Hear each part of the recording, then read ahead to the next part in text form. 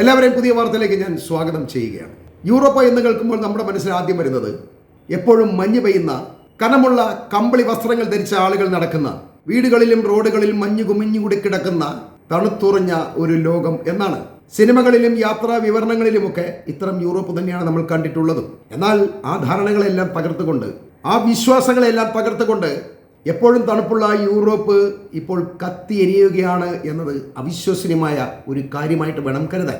ഇക്കഴിഞ്ഞ ആഴ്ചകളിൽ നമ്മൾ കേരളത്തിലെ ചൂടിനെ കുറിച്ച് പറഞ്ഞ് സങ്കടപ്പെടുമ്പോൾ അങ്ങകലെ ഫ്രാൻസിൽ താപനില ചരിത്ര റെക്കോർഡുകൾ ഭേദിച്ചുകൊണ്ട് 43.3 ഡിഗ്രി സെൽഷ്യസിൽ വരെ എത്തിയിരിക്കുന്നു എന്നുള്ളതാണ് വാസ്തവം. ചൂട് താങ്ങാനാവാതെ വെന്തുരുകി രക്ഷപ്പെടാൻ വേണ്ടി ഫ്രാൻസിന്റെ പല ഭാഗങ്ങളിലുമുള്ള നദികളിലേക്കും തടാകങ്ങളിലേക്കും അപകടം മനസ്സിലാക്കാതെ ചാടിയ 40ലധികം ആളുകളാണ് കഴിഞ്ഞ 24 മണിക്കൂറിനുള്ളിൽ മാത്രം മരിച്ചത് എന്നറിയുമ്പോഴാണ് ഇതിന്റെ ഭീകരത നമുക്ക് മനസ്സിലാവുന്നത്.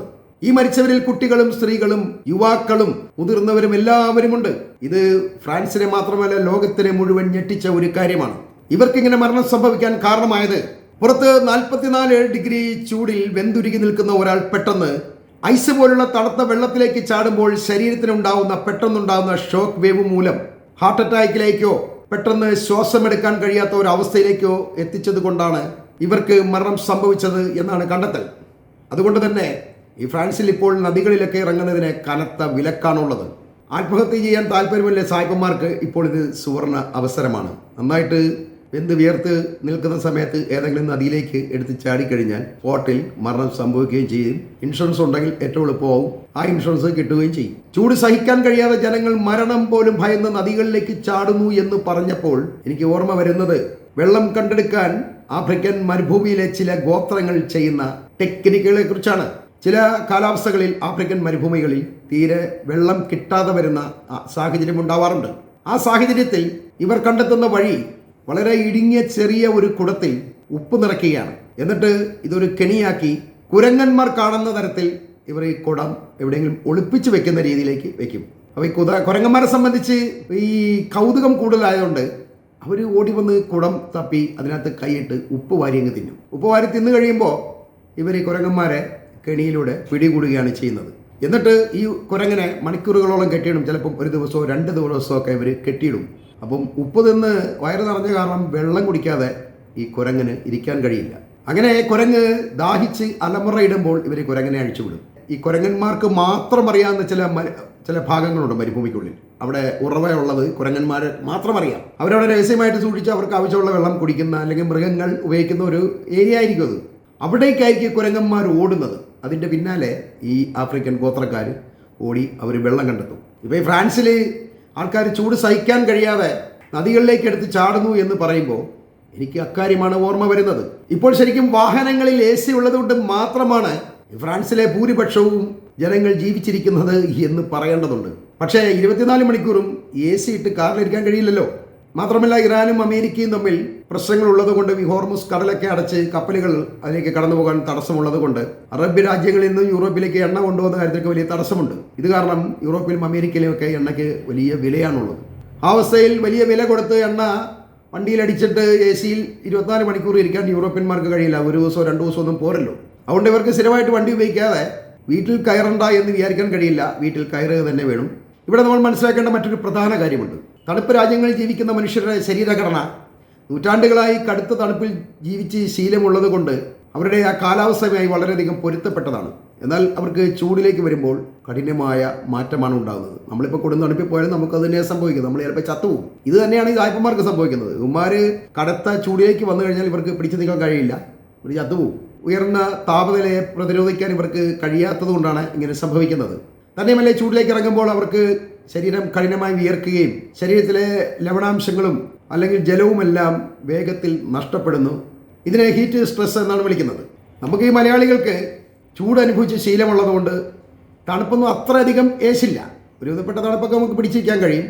പിന്നെ വല്ല അന്റാർട്ടിക്ക പോലുള്ള സ്ഥലങ്ങളിൽ പോയി കഴിഞ്ഞെങ്കിൽ മാത്രമേ ഉള്ളൂ നമ്മൾ പണി തീരത്തുള്ളൂ. പക്ഷേ സായിപ്പന്മാരെ സംബന്ധിച്ച് അങ്ങനെയല്ല. അവർക്ക് 40 ഡിഗ്രി ചൂട് അല്ലെങ്കിൽ മുകളിലേക്ക് എന്ന് പറയുന്നത് ശരീരം ഒട്ടും താങ്ങുകയില്ല എന്നുള്ളതാണ് വാസ്തവം. അവരുടെ ശരീരത്തിലെ ആന്തര അവയവങ്ങൾക്ക് കേടുപാട് സംഭവിക്കുകയും അവർക്ക് പെട്ടെന്ന് മരണം സംഭവിക്കുകയൊക്കെ ചെയ്യും. അതാണ് ഈ യൂറോപ്പിൽ അല്ലെങ്കിൽ ഫ്രാൻസിൽ ഇപ്പോൾ മരണസംഖ്യ വർദ്ധിക്കാൻ കാരണമായിട്ടുള്ളത്. റെക്കോർഡുകൾ ഭേദിച്ചുകൊണ്ട് 44.3 ഡിഗ്രി സെൻറ്റിഗ്രേഡ് വരെ ചൂട് ഉയർന്നത് പകൽ മാത്രമല്ല രാത്രിയെ കൂടി തണുപ്പിക്കാൻ കഴിയാത്തത് കൊണ്ട് ആളുകൾക്ക് എയർ കണ്ടീഷണർ കൂടാതെ ജീവിക്കാൻ പറ്റാത്ത ഒരവസ്ഥയാണ് ഇപ്പോൾ ഫ്രാൻസിലുള്ളത്. ഈ ഫ്രാൻസിലേക്ക് സംബന്ധിച്ച് ഫ്രാൻസ് എന്നല്ല യൂറോപ്പ് രാജ്യങ്ങളിലൊക്കെ പൊതുവെ വീടുകളിലോ സൂപ്പർ മാർക്കറ്റുകളിലോ അല്ലെങ്കിൽ റെയിൽവേ സ്റ്റേഷനിലോ ഒന്നും എ സികളില്ല, അല്ലെ ഫാൻ പോലും ഇല്ല എന്നുള്ളതാണ് സത്യം. ഇവർക്ക് അതിൻ്റെ ആവശ്യമില്ല, എന്നും തണുപ്പായതുകൊണ്ട് ഇതിൻ്റെ ഒന്നും ആവശ്യമില്ല. ഇപ്പോൾ ഈ അപ്രതീക്ഷിതമായിട്ട് ഇവർക്ക് ചൂട് ഇങ്ങനെ വർദ്ധിച്ചത് കാരണം എയർ കണ്ടീഷനും ഇല്ല, ഫാനും ഇല്ല. ഈ ചൂടെല്ലാം സഹിക്കേണ്ട ഒരു അവസ്ഥയിലേക്കാണ് വന്നിരിക്കുന്നത്. ഇപ്പോൾ ഫ്രാൻസിൽ സംഭവിച്ചത് ഫ്രാൻസിന്റെ തെക്ക് പടിഞ്ഞാറ് ഭാഗത്തുള്ള ഒരു ചെറിയ പ്രദേശമാണ് പിസോസ് എന്ന് പറയുന്നത്. ഇതുവഴി ആഫ്രിക്കയിൽ നിന്ന് വീശിയടിച്ച കനത്ത ഉഷ്ണക്കാറ്റാണ് പ്രശ്നമുണ്ടാക്കിയത്. ഇത് ഫ്രാൻസിന്റെ കാലാവസ്ഥയെ ആകെ മാറ്റിമറിച്ചിരിക്കുകയാണ്. ഈ പിസോസ് എന്ന് പറഞ്ഞ സ്ഥലത്ത് 47 ഡിഗ്രി സെന്റിഗ്രേഡ് ആണ് ചൂട് രേഖപ്പെടുത്തിയിട്ടുള്ളത്. അപ്പോൾ അവിടെയുള്ള ആൾക്കാരുടെ കാര്യം വലിയ കഷ്ടമാണ്. അവിടെ നിന്ന് എല്ലാവരും ഓടി രക്ഷപ്പെടുകയാണ്. തീയിൽ നിൽക്കുന്നവരാണ് ഇവരുടെ ഒരു അവസ്ഥയുള്ളത്. വരും ദിവസങ്ങളിൽ വ്യാപകവും നീണ്ടു നിൽക്കുന്നതും തീവ്രവുമായ ഉഷ്ണതരംഗ സാധ്യതയുണ്ട് എന്നാണ് കാലാവസ്ഥ ഏജൻസിയായ മെറ്റിയോ ഫ്രാൻസ് പറയുന്നത്. ഇതുകൂടാതെ പസഫിക് സമുദ്രത്തിൽ നിന്നുള്ള എൽനിനോ പ്രതിഭാസത്തിന്റെ വരവും ഫ്രാൻസിന്റെ കാലാവസ്ഥയെ മാറ്റിമറിക്കാൻ കാരണമാക്കിയിട്ടുണ്ട്. എൽനിനോ കാരണം വരും മാസങ്ങളിൽ ആഗോള താപനം വർദ്ധിക്കുകയും അതിലൂടെ വെള്ളപ്പൊക്കം, വരൾച്ച, കാട്ടുതീ, ശക്തമായ ഉഷ്ണ കൊടുങ്കാറ്റുകൾ ഇവയൊക്കെ ഫ്രാൻസിനെ ബാധിക്കാൻ സാധ്യതയുണ്ട് എന്നാണ് കാലാവസ്ഥാ വകുപ്പിന്റെ മുന്നറിയിപ്പുള്ളത്. ജനങ്ങൾ ആകെ ഭയത്തിലാണുള്ളത്. ഇത് കാരണം ഫ്രാൻസിലെ പകുതിയിലധികം പ്രവിശ്യകളിൽ ഇപ്പോൾ റെഡ് അലർട്ട് പ്രഖ്യാപിച്ചിരിക്കുകയാണ്. ആളുകൾ പുറത്തിറങ്ങുന്നതിന് കർശന നിയന്ത്രണമുണ്ട്. അതുപോലെ തന്നെ ഇവിടെയുള്ള സ്കൂളുകളെല്ലാം അടച്ചിരിക്കുകയാണ്. പിന്നെ വിനോദസഞ്ചാര കേന്ദ്രങ്ങളായ ഈഫൽ ടവറും ലൂറ് മ്യൂസിയം ഒക്കെ അടച്ചിരിക്കുകയാണ്. അവിടെയെങ്ങും ആർക്കും പ്രവേശനമില്ല. പിന്നെ ട്രെയിനുകളില്ല, മറ്റു വാഹനങ്ങളൊന്നുമില്ല. തെരുവുകളൊക്കെ പൊതുവെ ശൂന്യമാണ്. എല്ലാവർക്കും പുറത്തിറങ്ങാൻ ഭയമാണ്. ഇത് ഇപ്പോൾ തുടങ്ങിയിട്ട് 2 മാസത്തിലധികമായി. മെയ് മാസത്തിലാണ് ഈ ഉഷ്ണതരംഗം തുടങ്ങിയിട്ടുള്ളത്. ആദ്യം വളരെയധികം ചൂടായി, അതൊന്നൊരു അല്പം ശാന്തമായതിനു ശേഷം 2026 തന്നെ 2ാമത്തെ ഉഷ്ണതരംഗമാണ് ഇപ്പോൾ ഫ്രാൻസിൽ സംഭവിച്ചുകൊണ്ടിരിക്കുന്നത്. നമ്മളീ പറയുന്നതിലും വളരെ ഭീകരമാണ് ഇപ്പോഴത്തെ അവസ്ഥ. അവരെല്ലാം തീയിൽ വെന്തുരുകയാണ്. ഞാൻ നേരത്തെ പറഞ്ഞല്ലോ, നമ്മളെപ്പോലല്ല. അവരുടെ ശരീരം അവർക്ക് താങ്ങാൻ കഴിയില്ല. അവരുടെ ശരീരത്തിന് ഇത് താങ്ങാൻ കഴിയില്ല. നമുക്ക് പോലും കഴിയുന്നില്ല. നമ്മുടെ ഇവിടെയും വലിയ മുന്നറിയിപ്പൊക്കെയാണ് വന്നിരുന്നല്ലോ. സൂര്യാഘാതം വെക്കും, ആൾക്കാർ ബോധം കെട്ട് വീഴുന്നുണ്ട്. അതുപോലെ തന്നെ എപ്പോഴും വെള്ളം കുടിക്കണം, ഉച്ചയ്ക്ക് 12 മണിക്ക് ശേഷം പണി ചെയ്യാൻ പാടില്ല എന്നൊക്കെ സർക്കാർ നിർദ്ദേശമുണ്ടല്ലോ. അപ്പം നമുക്ക് ഇത്രയും ചൂട് താങ്ങാൻ പറ്റുന്ന നമുക്ക് ഇത്രയും നിർദ്ദേശം വരുമ്പോഴും ഈ സായിപ്പന്മാരുടെ അവസ്ഥ ആലോചിക്കേണ്ടതാണ്. ഏതായാലും ഞാൻ ഈ വാർത്തകൾ ഇവിടെ അവസാനിപ്പിക്കുകയാണ്.